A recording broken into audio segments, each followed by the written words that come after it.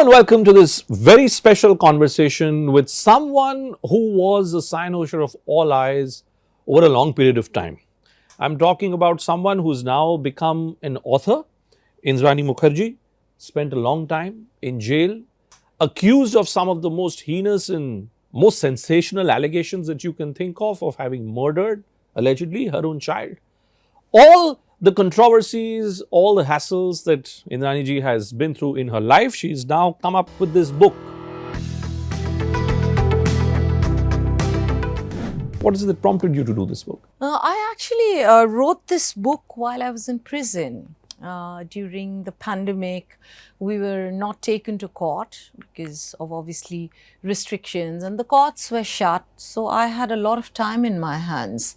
And by then I had finished reading my charge sheet and working on all the loopholes and ensuring that I get bail.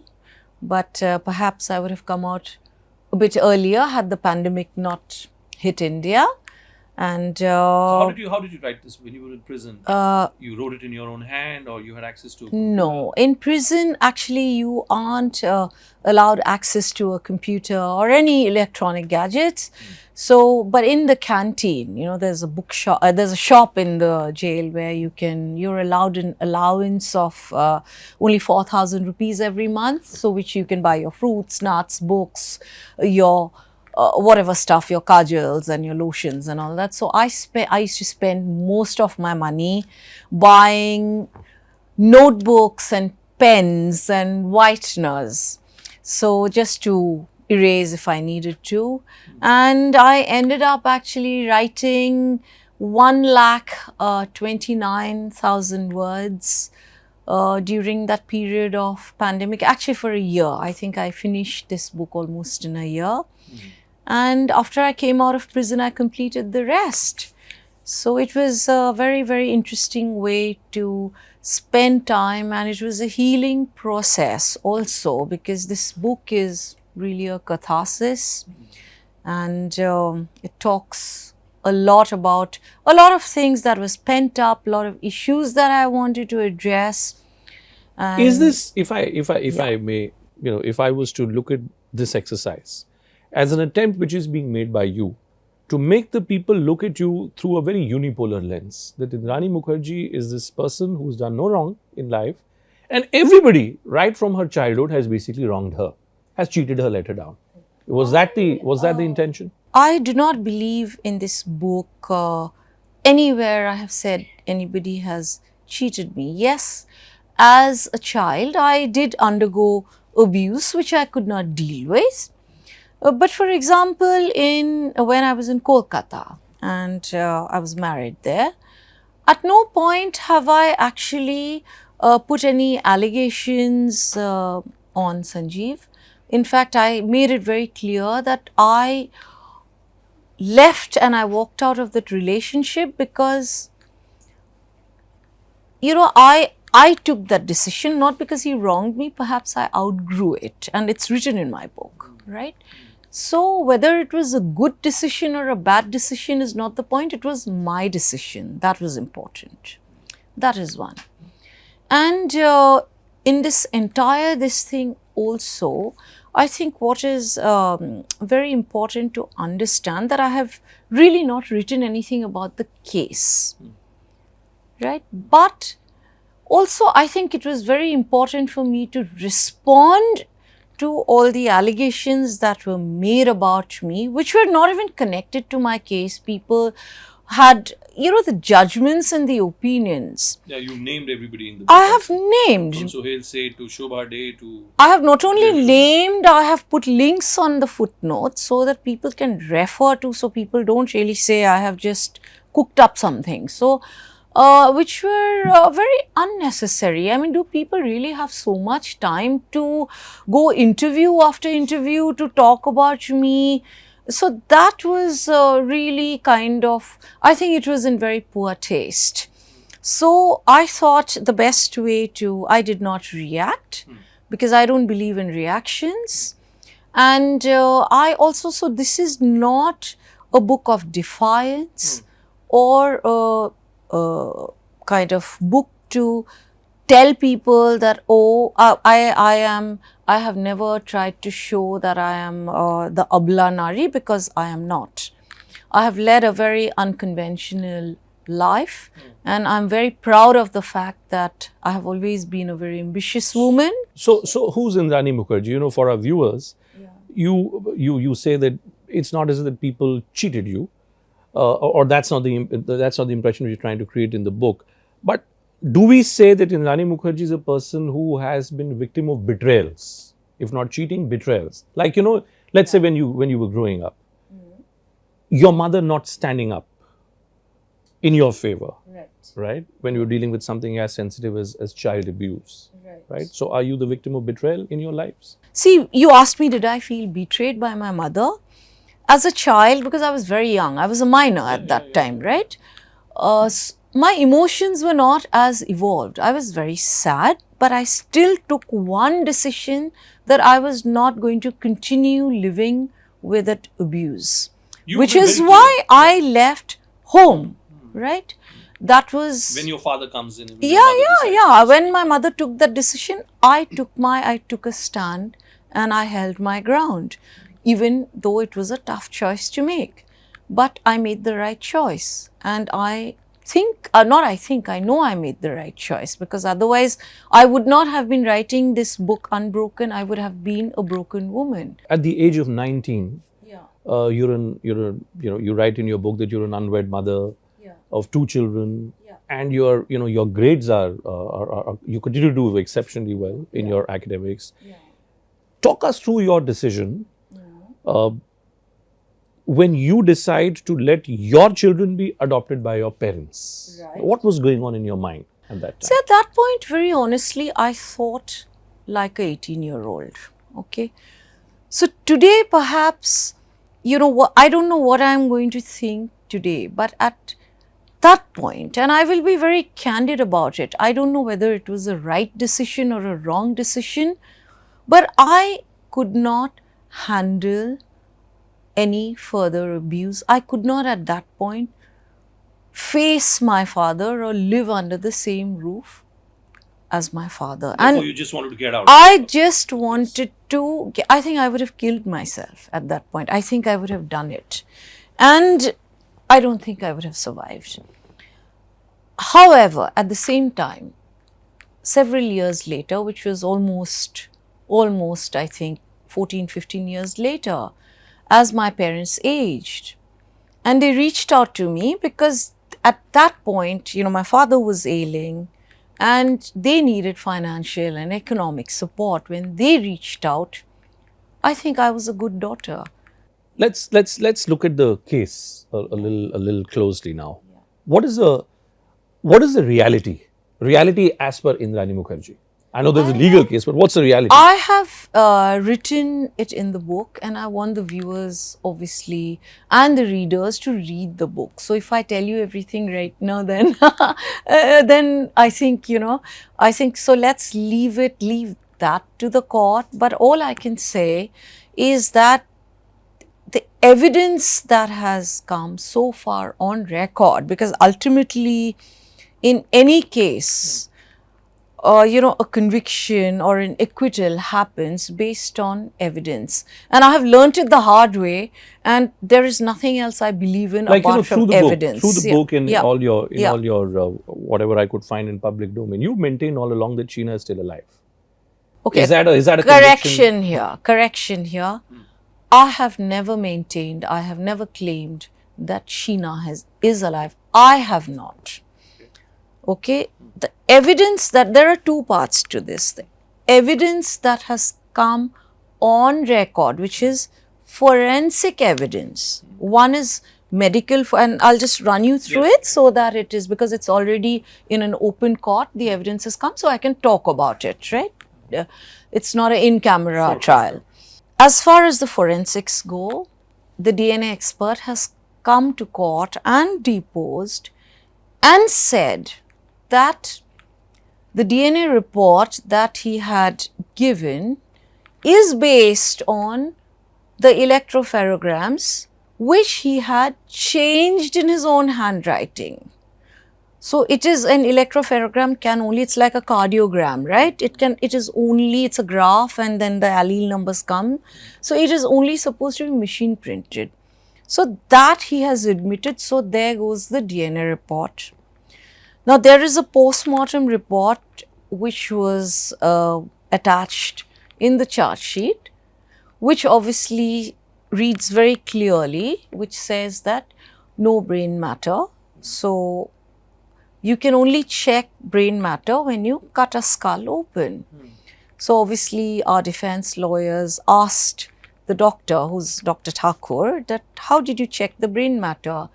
And he went out of his way to explain to us in court and the honorable judge as well that he used a saw and he made a circular cut and opened the skull cap and basically took out the entire skull, the top part of the skull cap, and checked there was no brain matter. And then after all of that, the CBI produced a full skull, an intact skull with not even a mark on the skull. So the forensics, medical forensics were out of the window. Secondly, now we are talking about electronic forensic records. This is also by the DFSL, right, which is again a government body. So these are not things that I have said. Sure. These are, no, this is very important because a lot of messages were retrieved from Rahul Mukherjee's phone. And it has come on record and it has been established that Sheena and Rahul were in contact with each other 5 months after, like there are several messages, 5 months after the alleged date of murder. So one thing is established that Sheena was definitely alive well after, supposed to have been dead and gone 5 months earlier. So that obviously gave everyone that understanding that she was definitely, that murder, if at all, at that time. So then that, now, nobody can come back and say, nahi, humse galti ho gaya, actually, ab nahi hua tha, tab hua tha. So that is gone. Later, now this is a very important part of that Sheena being alive or not alive. There are several people who had actually, who have claimed to have met Sheena, but there is this very renowned lawyer. She's a very respected, well-known lawyer in India. Also, she has known Sheena for the last 20 years. So it's not like she does not know Sheena, who has taken a video footage of her, on her colleague's phone with Sheena in the Guwahati airport, which she went and submitted in court. This happened in January in the CBI court, along with an affidavit saying that this is so and so. And based on that, we applied in the CBI court, which of course there was, the CBI opposed, saying that no, we asked for a CCTV footage to be provided by the airport authorities. And CBI opposed it. I think that's a part of their protocol. They have to object to every application that's filed. But the Honorable Court looked at the video footage and immediately gave instructions to the authorities to provide the CCTV footage, which is now kept sealed. Has she been in touch with you? No. Have you made any attempt to find out? Yes. Where is she? Yes. Yeah. You've spoken to her, what, friends, relatives? No, I have just come out just a year ago. So I am doing everything in my capacity, in whatever bandwidth I have. I cannot do a legal investigation because I am not an agency. Sure, but the point, Indrani, that then stands out is that, let's say if Sheena was not murdered or not killed at that time, and now with all this video footage also having come up, this whole exercise appears to be a big conspiracy. You're absolutely right. I'm trying to understand who would benefit from conspiring against you. See, in my opinion, okay, this is my opinion. Sure. I cannot say it because till I don't have evidence, I don't think I can rightfully claim. However, in my view, I feel very, very strongly that which I have also written in my book, that Peter had something to do with my arrest. I don't know, because I cannot believe it that, your wife is arrested. What does he gain by getting you arrested? Well, you should ask him that question. is there, are there skeletons in his cupboard? I think everybody has skeletons. That is, the reality is that everybody has dark secrets. Everybody has a dark side and a good side. And some And obviously you know both sides. So, I think also some people are ambitious, but they don't want to show they're ambitious. I'm not ashamed to say I'm ambitious, because I don't think it's a crime to be ambitious. Because in the book, it's very interesting. You start the book by talking about this retired Mumbai police commissioner, who's a senior cop and is about to retire a few weeks down the line. Yeah. And then towards the end, you come about Peter Mukerjea, the fact that you were very clear that you were going to divorce him, while you were in prison. Yes. So, are you suggesting that this entire exercise was created, concocted by Peter Mukerjea to basically frame you in connivance with Mumbai police? There is a very strong possibility, and I have reasons to believe that. But however, till I can really establish that, I think it would be very inappropriate for me to say that with confirmation. But I have so many reasons, which I have stated in my book, why I believe that. I have stated it in my book, why I feel that, there is a very strong possibility. And I had in fact filed an application in court saying that I do believe that, he's behind my arrest. I had filed an application. So just to go back, to that moment, to that evening or the day when the cops actually first take you, and in your book you mentioned that how you were completely stunned and you thought that Peter will come and and I help waited you. for him. I mean, if today Peter was arrested in my place, I think I would have turned the world upside down. I mean, who calls up the society manager or calls the committee to stop a transfer, and who goes around moving jewelry and transferring accounts the day your wife is arrested? It is ridiculous. Or who plans a 60th birthday party and invites people from all over the world? Are you seriously? Are you for real? That's it's all surreal, right? So till that point, Yeah. till that point when this realization actually dawns on you, you never had any inkling, any doubt about Peter's real motives. I'll be very honest. It's a very interesting question that you have asked me, because nobody has asked me this question.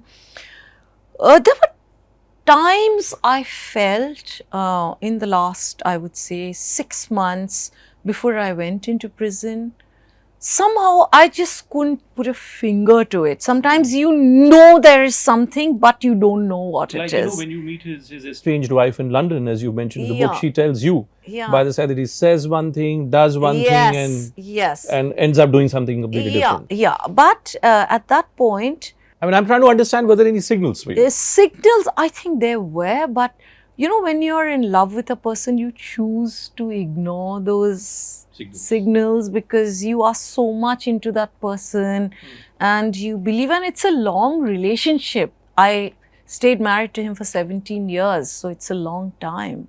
So it was. What is the nature of your relationship with your children from your different relationships? See, as far as Sheena goes, I have had, till she disappeared, I've had, in my opinion, apart from 2-3 years where after she met Rahul, suddenly, up until she met Rahul, I had a fantastic relationship with her.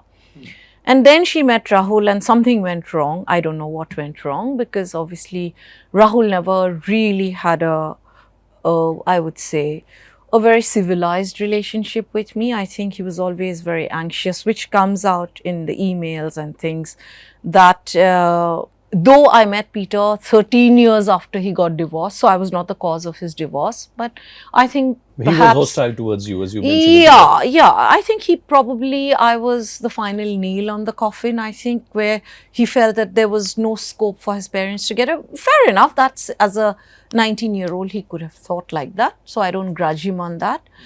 However, after that, I think Sheena just was detached from me till she again decided to connect with me.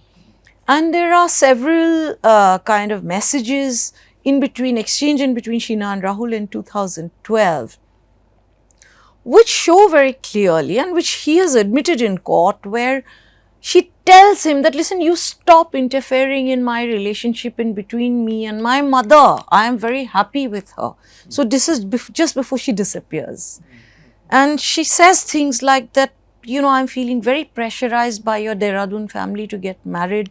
I don't want to do this. So these are things so there was something that was happening in that period. There is the other side to your entire story. When you were in prison, news came out that the INX Media company, which you had set up, that there was some alleged involvement of a top cabinet minister at that time and his family members, Karti Chidambaram and Mr. Chidambaram. Yes. This news has often been spoken about at great length. Yes. Want to throw some light on that? What was the nature of the involvement there? Actually, these conversations I have already written in my book as well, started happening. I mean, obviously we couldn't, that time when INX was, I think in 2009, all of this happened. Yes.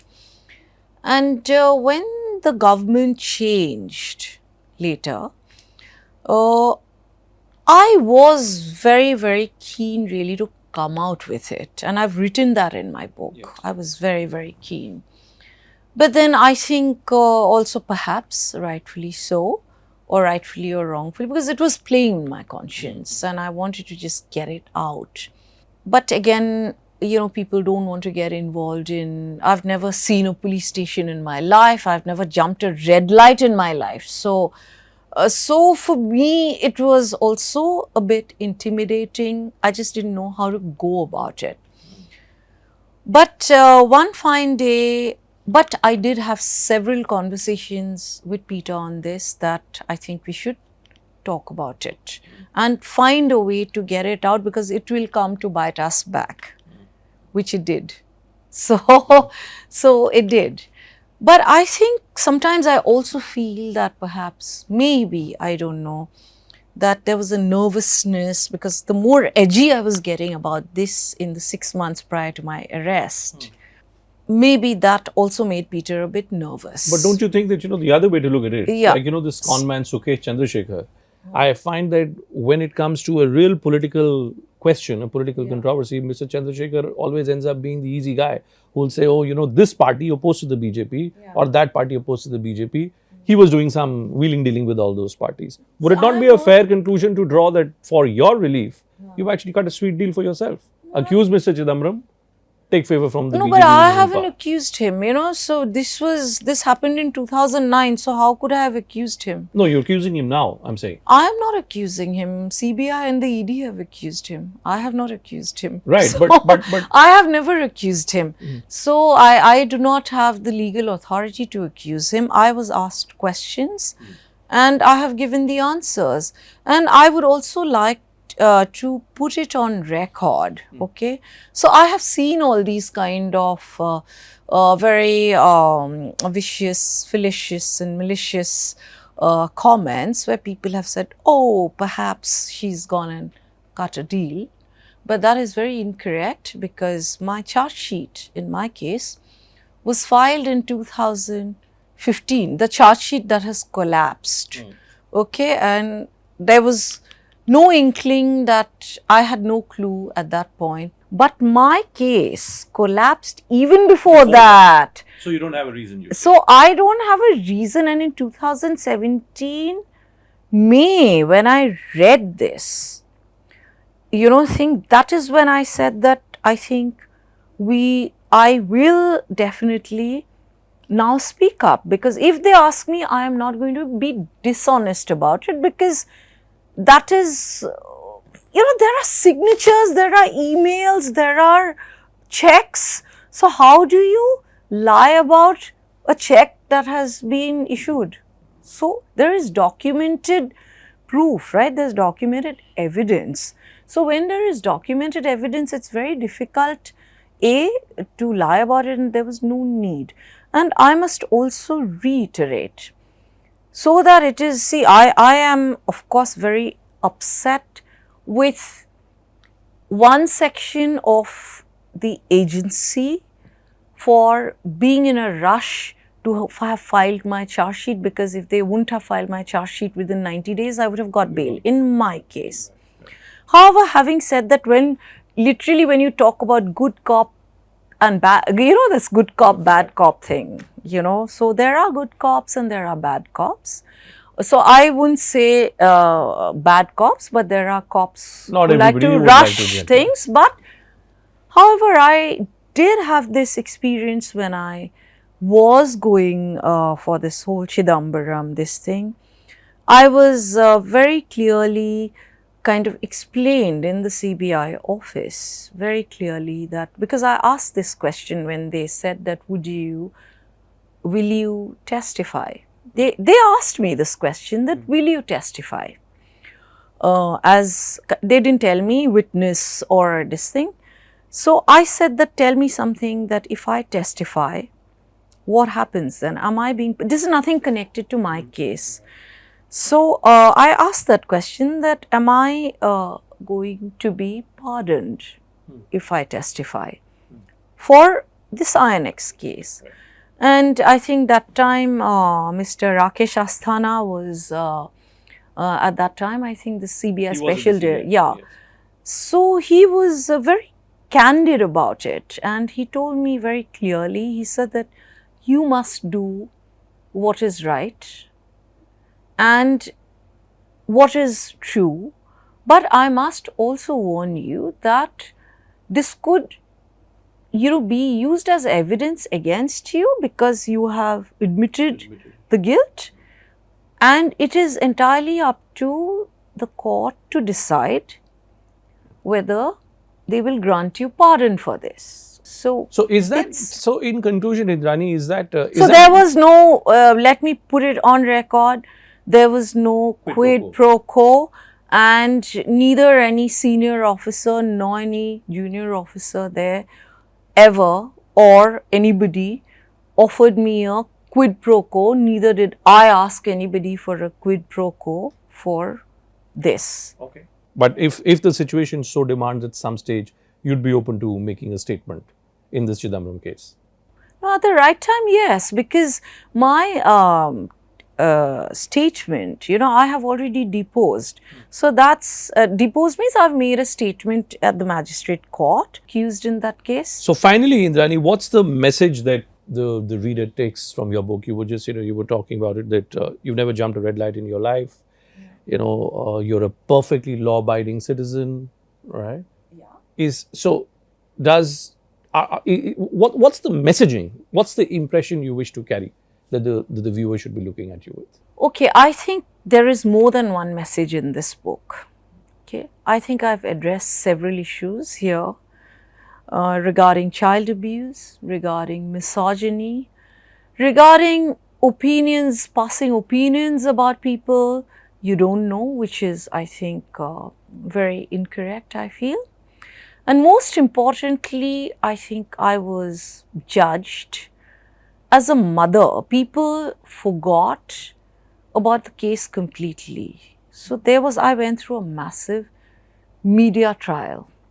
And that media trial initially, which started off with the case, became more of a character assassination, which I think should not be allowed. I genuinely feel so.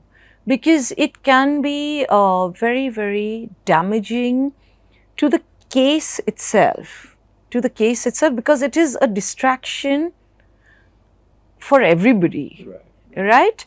Like, for example, in my charge sheet, there is a very interesting line, and I laugh about it. Indrani Mukerjea is a very ambitious woman.